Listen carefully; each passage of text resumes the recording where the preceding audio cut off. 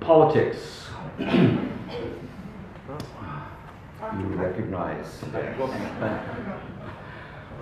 The Americans, right, we would have the White House, right, and so forth. Our big frustrations, right, with politicians are, on the one hand, the great amount of corruption, right, that goes on in politics, right. If you study United States congressmen, for example, the average income that they have when they go in office versus the amount of income that they have when they leave office, there's almost not a single one of them that doesn't become a multimillionaire, right, as a result of being in Congress. There's a well-oiled machine, and the United States is not alone, and the United States is not even the worst example of this, of politics being the route to economic success for you as an individual. So it's modern predation. We're not adding value to the process. We're not creating value, we're not innovating economically. Instead, we're finding ways to divert other people's wealth into our own pocket. Now, in cultures in which people understand that money has to be made, that the people who make the money should be able to keep it, and that we should respect people who have made their money, that kind of political corruption is much less tolerated. It's only in cultures where we don't have a good understanding of entrepreneurship, of what it is to create wealth, what it is to make wealth, that people are more tolerant, even though they're still irritated at the amount of political corruption that goes on. Because from that perspective, that's just how things go, right? Politicians are just doing what everybody else is doing. They're just in a better position to do it than most people, right, and so on. So I think building respect for entrepreneurship, for making your own way in the world, for having your own ideas, for adding value, to the extent that we can get people to believe that, right, and that becomes our cultural attribute, the political corruption will be increasingly on the defensive, and I think that's an important tool, right, to achieve.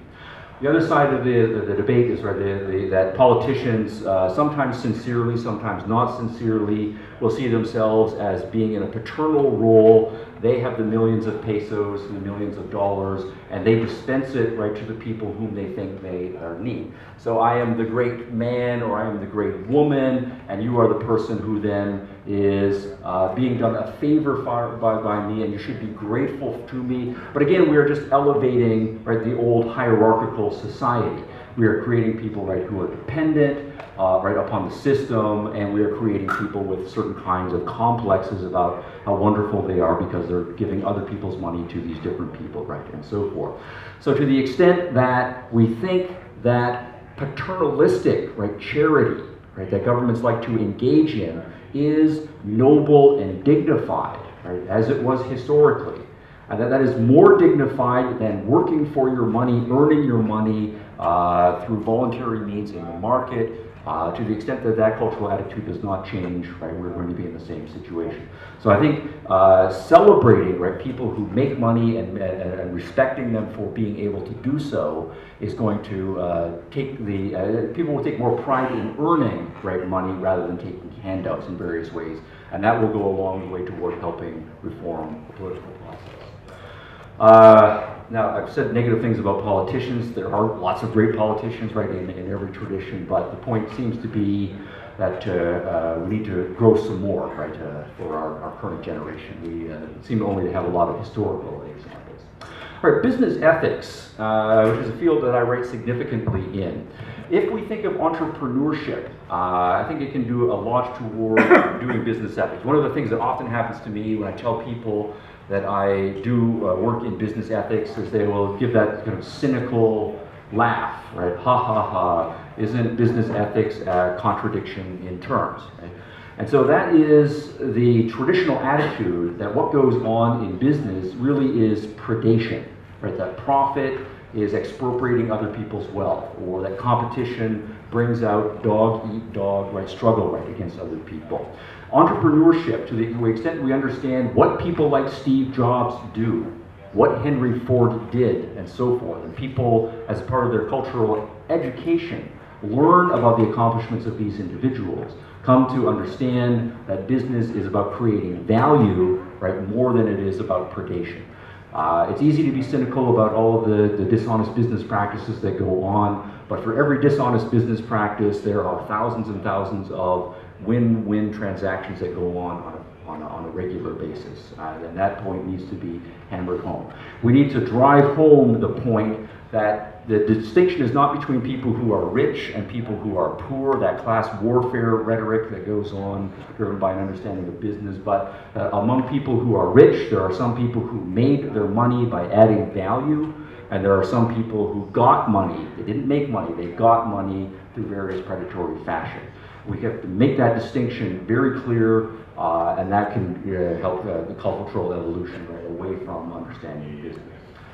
All right.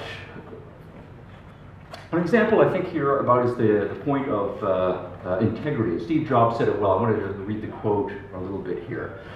But if you think not about a business professional for a moment, if you think about an artist, right? And entrepreneurs are like artists. They are creating something new. And people understand the idea of artistic integrity, because if you are an individual artist, this is my idea, right? This is my artwork that I made, and built into that is a kind of integrity. Because it's my idea, I wanted to make it the best, the most beautiful, the most significant, the most sublime, whatever my artistic concept is, that I can possibly make it. So the idea of being an individual creator, right, in the artistic field brings with it an integrity. And that phenomenon also happens in the business world among the entrepreneurs. Young people, for example, when they get their first job and they get a paycheck, feel a pride that they did not experience when their moms and their dads gave them an allowance. Your mom or dad gives you an allowance, you like the money, right? But you earn the money.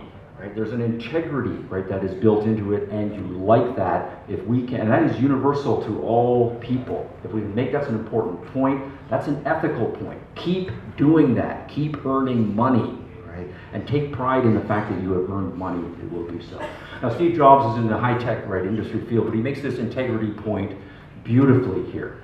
He's talking using a carpenter as an analogy here.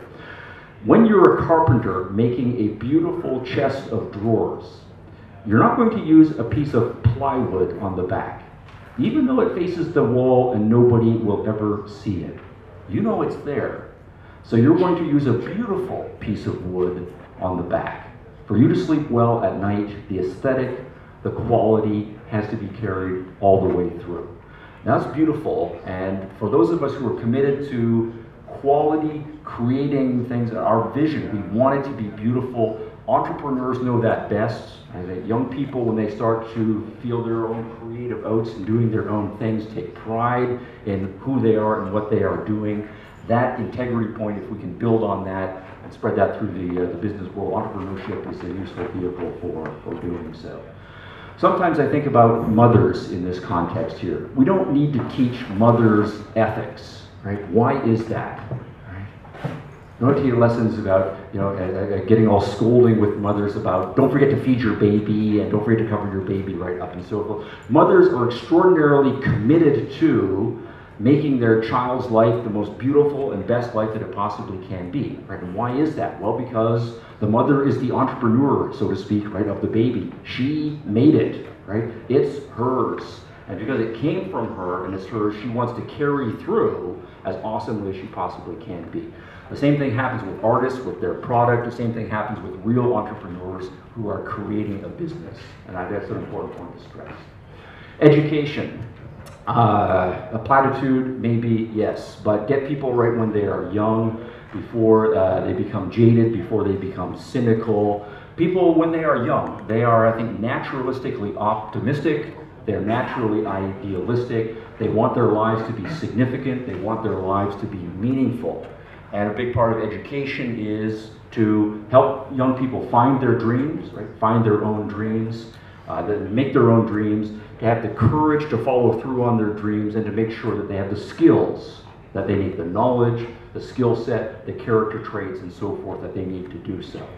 And so if we want to have healthy, happy people who are going to go on in their adult lives and do things that astonish themselves, astonish their parents, astonish the rest of us, if we think about the entrepreneurial skill set, right, that is going to serve any child no matter what profession he or she goes into, right? To be able to think creatively, to be able to exercise, despite dreaming, very hard critical judgment to sort out the good ideas from the bad ideas, to have the perseverance to carry through on long-term projects, to have tolerance for risk and to have the courage to face uncertainties, to deal with the ups and downs, to have the resilience to fall on your face and pick yourself up.